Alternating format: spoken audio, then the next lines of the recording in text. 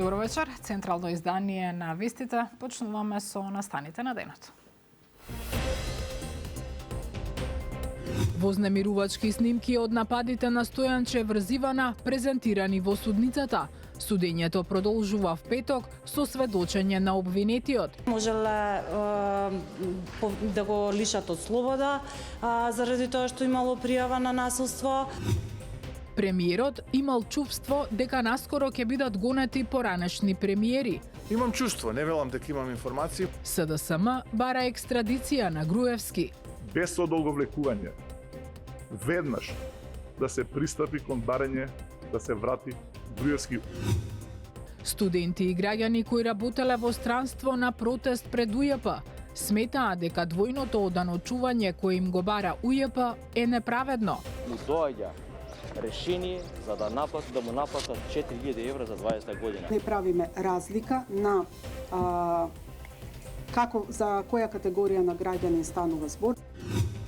Трудница избркана од работа во 8-миот месец од бременоста. Утврдена директна дискриминација. Правдата ќе ја бара на суд. Во Кривичниот суд продолжи судењето за самоубиството во Тафталиџе. Обвинетиот Стојанче Јовановски не беше подготвен денеска да сведочи пред судот, а на рочиштето беа презентирани аудио и видео снимки од физичкото и психичкото насилство на Стојанче Врзивана. Обвинителството како доказ пред судот приложи и мислење од психијатар и психолог за психичката состојба на Ивана пред самоубиството. Судењето го следеше Елизабета Дамјановска-Спасеновска.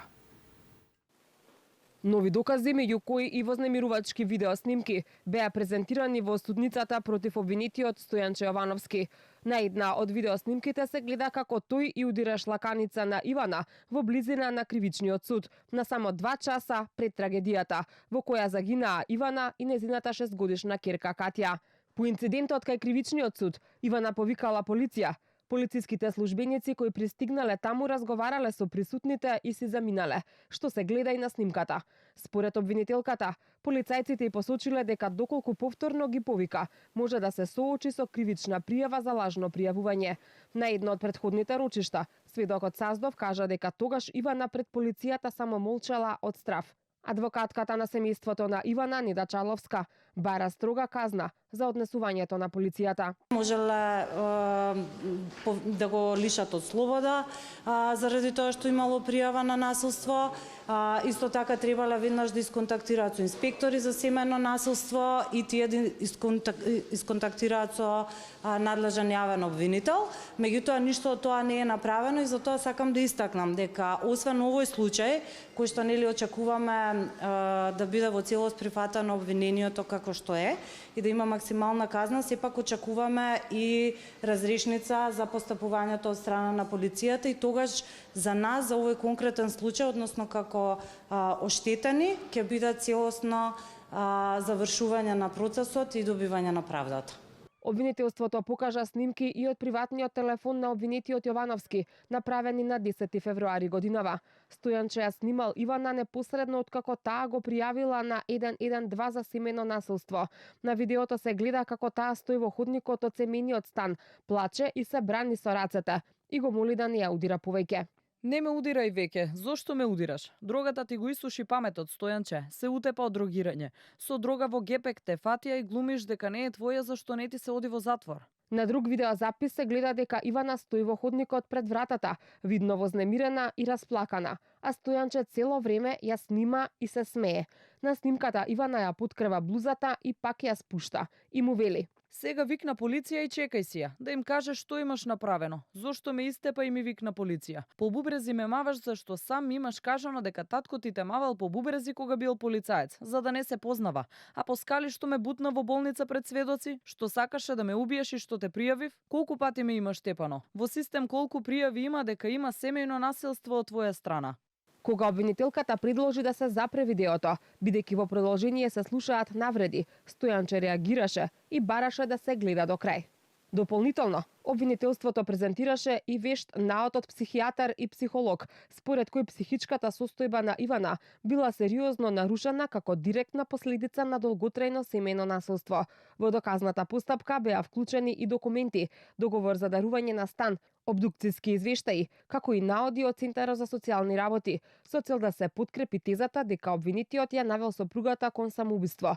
Стојанче Јовановски се товари за 3 кривични дела: насилство и телесни повреди, загрозување на сигурноста и наведување на самоубиство. Директна дискриминација врз основа на пол, род и мајчинство, утврдила Комисијата за заштита од дискриминација во случајот со Лепосава Огњановска, која била отпуштена од работа од приватен универзитет, иако била во 8-миот месец од бременоста. Таа најавува дека правдата ќе ја бара и на суд и очекува да биде пример кој ќе го следат сите кои биле дискриминирани на ваков начин. Сторија на Сања Трајковска-Ставров. Се надевам дека со мојот случај ќе докажеме дека законите не се тоалет хартија, особено не за жените и особено не за мајките. Ова е пораката на Лепосава Огњановска-Ставровска, докторка на правни науки од областа на правото на ЕУ, која зборовите "законите во Македонија се како тоалет хартија" често ги слушала во Меѓународниот Балкански универзитет каде што работела со години, се додека работниот однос не е бил прекинат, поради како што вели бременоста. Комисијата за спречување и заштита од дискриминација веќе утврди дека ректорот извршил директна интерсекцијска дискриминација врз основа на пол, род и мајчинство, кога решил да не идаде нов договор откако стариот е истекол. Стресот се рефлектирал врз состојбата на бебето. Јас добив одредена здравствена состојба која што гинекологот ја препозна како лажно раѓање, поради кое што за прв пат од почетокот на мојата бременост морав да бидам упатена на боледување. Значи јас во текот на целата моја бременост до тој момент уредно си ги извршував работните обврски, така што и тоа ја докажа причинско-последичната врска во мојот случај, а секако дека резултираше со една психолошка состојба на вознемиреност, на растревоженост, плачливост, страв за иднината, анксиозност. Најбитната битка во оваа ситуација јас ја добив. Ќерка ми се роди жива и здрава. Сепак правната и екзистенцијалната битка допрва следат, вели Огњановска-Ставровска, која инаку има докторирано на тема владењето на правото како темелна вредност на ЕУ и процесот на европската интеграција. Таа има намера правдата да ја бара и на суд и очекува да биде пример кој ќе го следат сите кои биле дискриминирани. Канал 5 побара став и од универзитетот за овој случај, но до почетокот на вестите не добивме одговори. Во образложенијата од комисијата во која се содржат и нивните ставови стои дека причината за прекин на работниот однос е истек на договорот на определено време и оттаму ги отфрлаат наводите за дискриминација како неосновани. Сепак, според комисијата, ова не е прв и изолиран случај, бидејќи истиот универзитет претходно направил дискриминација кон 6 вработени жени, кои биле отпуштени без соодветни причини. Во случајот со Огњановска-Ставровска, комисијата препорачува универзитетот да ја надомести материјална и нематеријална штета, како и да воспостави внатрешни контроли за заштита од дискриминација на бремени работнички и мајки. Исто така на ректорот му е препорачано да упати писмено извинување. А пред малку пристигна став и од Меѓународниот Балкански универзитет по прашањата од Канал 5 упатени до нив.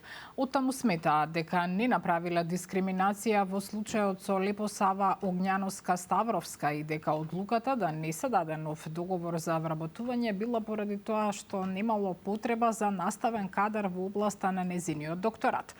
Неопходно е да се истакне дека во конкретниот случај не станува збор за отказ на договор за вработување, туку за истек на договор на определено време, пошто работниот однос престанува по сила на закон. Имено Огњановска беше избрана во соработничко звање асистент согласно Законот за високо образование. Врз основа на тоа, таа имаше склучено договор за вработување на определено време во трајање од 3 години, а согласно член 64 од Законот за работните односи, по истокот на договорот на определено време, истиот престанува да важи по сила на закон, а не по одлука на работодавачот. Продолжувањето на ваков договор не представува обврска за работодавачот, туку зависи исклучиво од реалните потреби за кадар, велат од Меѓународниот Балкански универзитет. Во образложението наведуваат дека универзитетот веќе има постапка пред надлежен суд, а сметаат и дека Комисијата за спречување и заштита од дискриминација има направено сериозни пропусти при донесувањето на мислењето.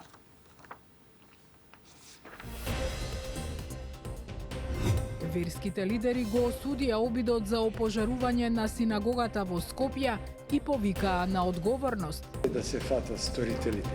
Меѓутоа, мислам дека не е есенцијално.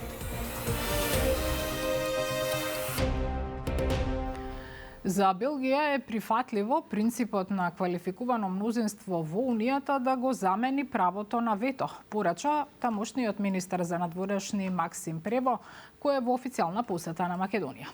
Според дел од македонските аналитичари, дури и да се смени принципот на одлучување во Европската Унија, сепак тоа нема да ги промени условите за влез на земјава во Унијата. Повеќе детали од Афродита Рамос. Белгија се согласува принципот на квалификувано мнозинство да го замени правото на вето во надворешната и безбедносна политика на Европската Унија, потврди министерот за надворешни работи на Белгија Максим Прево, кој е во официјална посета на земјава. Според шефот на белгиската дипломатија, иако е тешко за ЕУ во име на сите своји членки да ги даде бараните гаранции дека пред Македонија нема да се најдат нови билатерални пречки, ставот на Белгија е дека државава треба да добие уверувања.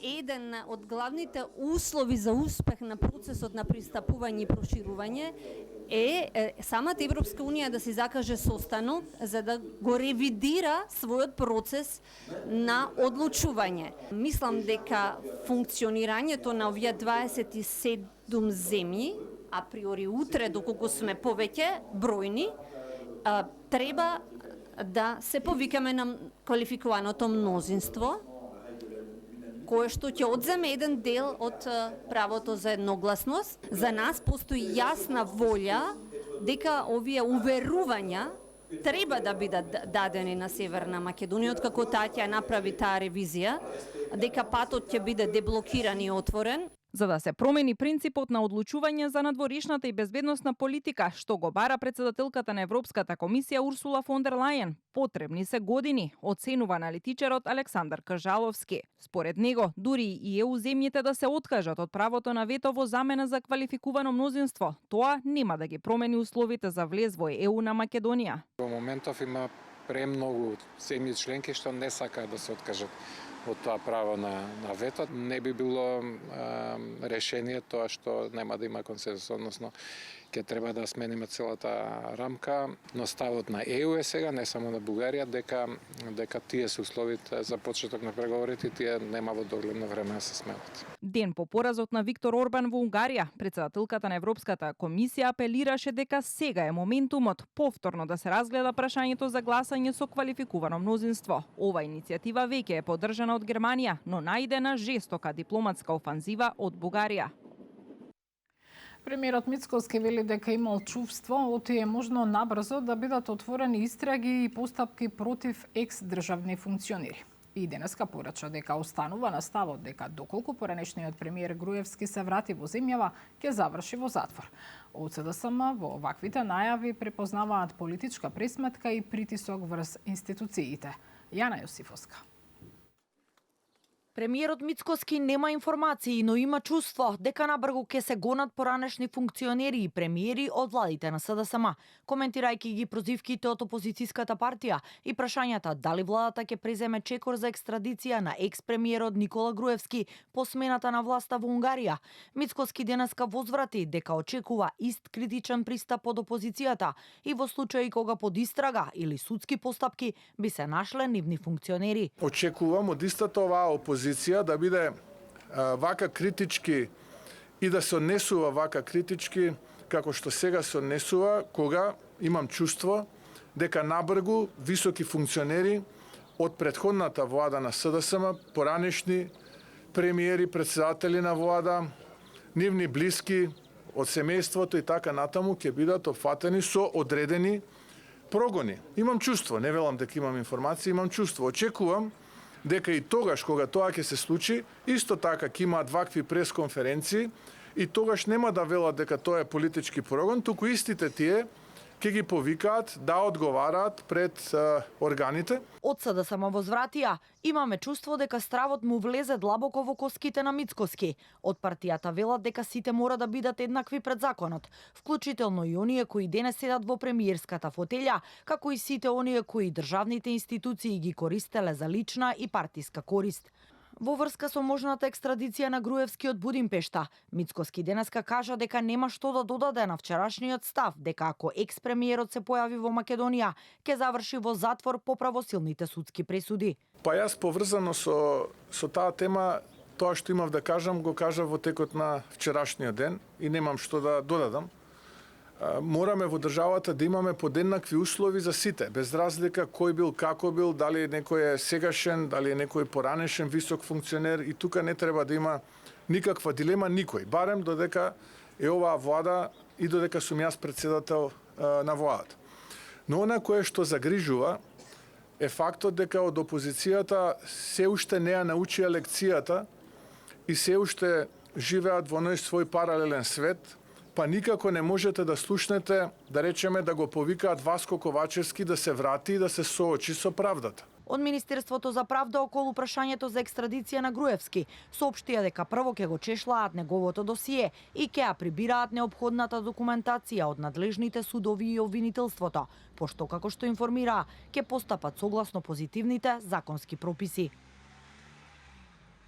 Од СДСМ бараат од Министерството за правда веднаш да побара екстрадиција на Груевски во земјава. Од таму најавуваат и дека ќе бараат целосна и темелна истрага за сите финансиски и бизнис врски помеѓу Орбан и Мицкоски. Доаѓа време на вистина, доаѓа време на правда и секако доаѓа време на одговорност. По најновата изјава на нивниот премиер на Унгарија, Петер Маѓар, дека Унгарија повеќе нема да биде оаза на пребегнати криминалци, сакам да упатам директна порака до Министерството за правда. Без одолговлекување, веднаш да се пристапи кон барање да се врати Груевски онаму каде што го направи криминалот, а тоа е во Македонија. Вистината е како шило, нели Никола? А правдата, иако знае да доцни, на крајот секогаш стигнува. Граѓани и студенти кои работеле во странство излегоа на протест пред дирекцијата на УЈП во Скопје, негодувајќи што им се бара да платат данок за приходите остварени надвор од земјава. Сметаат дека им се нанесува неправда бидејќи веќе платиле данок во државите во кои работеле. Од УЈП пак велат дека не станува збор за воведување на нов данок, туку дека се применуваат постојните закони. Протестот го следеше Здравко Димитров. Иако ми беше вратен данокот од студентската работа во Германија, овде ми бараат да платам. Ова го истакна еден од студентите кој беше на протестот пред зградата на управата за јавни приходи. Вели дека не знае ниту колкава сума треба да плати, бидејќи како што посочи не било доволно јасно што треба да се плати, дали парите од данокот или платата. Во Германија работи 2024 година и сега пред некоја недела ми стигна писмо дома дека јас треба да прибавам данок кој ми е вратен од таму и кога им се јавувам, никаква транспарентност од УЈП, никакви информации, само така не бомбардираат нас студентите со писма. Покрај студентите на протестот беа и граѓани кои биле во Ирак и Авганистан. Тие пак велат дека иако таму фирмите го платиле данокот, на дел од нив наплата им била побарана и во Македонија. Ова е доказ од наш колега. Датумот е 9.12.25 година. Погледнете ги цифрите. Ги гледате цифрите? Еве камерите. 0. Првата реченица вика: даноци, придоноси и други јавни приходи и давачки за кои се издава ова уверение се целосно платени со состојба до тој датум. На колегата за 3 дена му доаѓа решение за да му наплатат 4000 евра за 20 година. Од друга страна пак директорката на УЈП Елена Петрова уверува дека двојно оданачување нема да има. Вели дека лицата кои тврдат дека платиле данок во странство треба да достават потврда. За оние кои не можат да ги добијат потврдите поради временската дистанца, Петрова вели дека МНР испратиле барања до државите за одговор. Во однос на студентите, според неја секој доход мора да биде оданочен, вклучително и платите на студентите, бидејќи статусот студент не ослободувал од данок. Платата остварена во Германија треба да биде од страна на македонски даночен резидент, треба да биде оданочена во Германија, но доколку не е оданочена во Германија, данокот се плаќа во Македонија. И тука не правиме разлика на како за која категорија на граѓанин станува збор, дали е студент или за некој друг граѓанин кој остварува доход од работа. Петрова потенцираше дека бројката на даночни обврзници бележи опаѓачки тренд. Имено во 2020 година имало нешто повеќе од 8.000 корисници, а следната година бројката опаднала за речиси 5.000. Од 8.000 во 2020 година, за 257 лица биле побарани проверки преку МНР во странските администрации, а досега имаат одговор само за едно лице. Дел од цените на прехранбените продукти се намалени, но кај дел е забележано зголемување за над 10%. Дали ќе има мерки и какви ќе бидат тие, од владата најавува дека наскоро ќе излезат со став. Премиерот Мицкоски најави и ново намалување на цените на горивата, за кои останува да важи и намалената стапка на ДДВ од 18 на 10%. Сандра Спасовска. Во следните неколку дена ќе се знае какви мерки ќе превземе владата за заштита на животниот стандард, откако извештајот на Државниот пазарен инспекторат и Министерството за економија, кој се анализирал на последната владина седница, покажал дека кај одредени зеленчуци и јајцата изминативе 2 месеци цените пораснале за повеќе од 10%. Премиерот Христијан Мицкоски, одговарајќи на новинарско прашање, рече дека во моментов размислуваат како да дојдат до пониски цени за одредени производи, каде зголемувањето и над 10%, но истовремено уверува дека анализата покажала дека кај одредени производи овие неколку месеци имало и намалување во цените. Извештајот во кој биле анализирани цени на 55 основни производи од 1 февруари до 1 април покажал раст од 0,4%. Владата не очекува, како последица на војната на Блискиот Исток, да имаме значително повисока инфлација во април од 5% во март. Во однос на цената на лебот и најавите на дел од пекарите дека истата може да се зголеми, премиерот уверува дека не само што е иста, туку одредени лебови се продаваат и по пониски цени. Дојдовме до заклучок дека зголемувањето на цените е отприлика за 0,4%. Имаме некакви индикатори за одредени производи кои што ги зголемиле своите цени за неколку проценти, односно за двоцифрен број проценти, да бидам попрецизен, тоа значи над 10%. Па кај зеленчукот најчесто тоа се, да речеме, забележано е кај доматите, кај краставиците, кај јајцата. Нафтените резерви во земјава се на истото ниво како што беа и пред почетокот на кризата.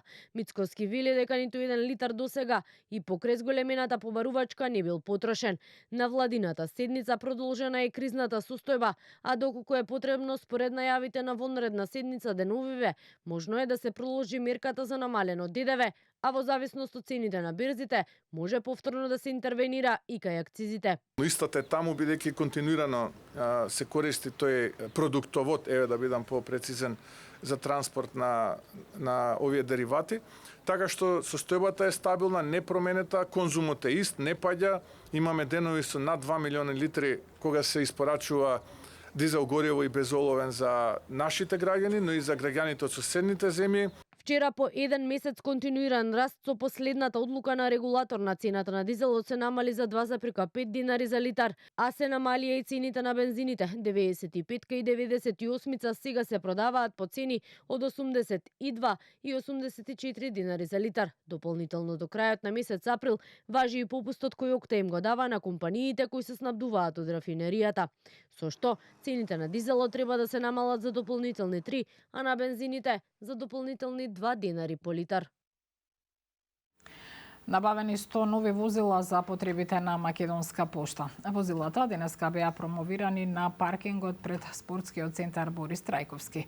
Според надлежните, со новиот возен парк побрзо ќе се дистрибуираат поштенските пратки, односно ќе значи поголема ефикасност.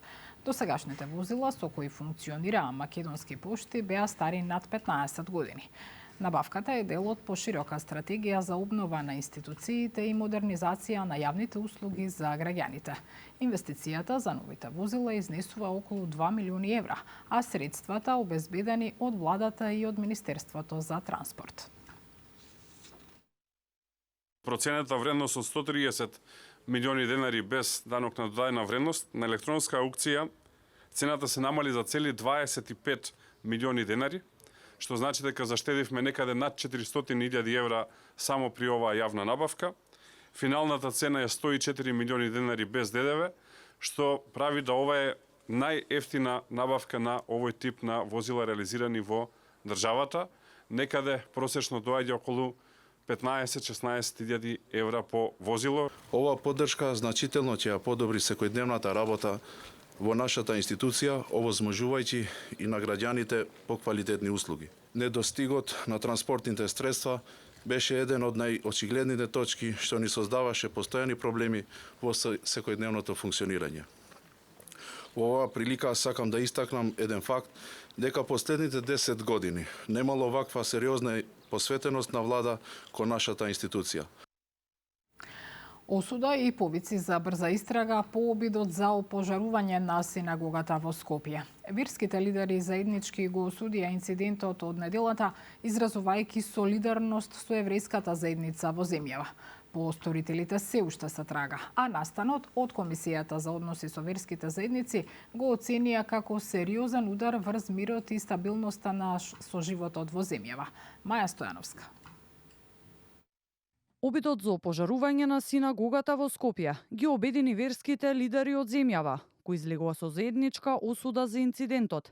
На заедничка пресконференција изразија солидарност со еврејската заедница, порачувајќи дека надворешните геополитички тензии не смеат да се прелеат во Македонија. Директорката на Комисијата за односи со верските заедници Оливера Трајковска оцени дека станува збор за сериозен удар врз мирот и стабилноста на соживотот, упатувајќи повик за одговорност и заемна почит. Непочитувањето на светињата на другиот е и непочитување на сопствената светиња.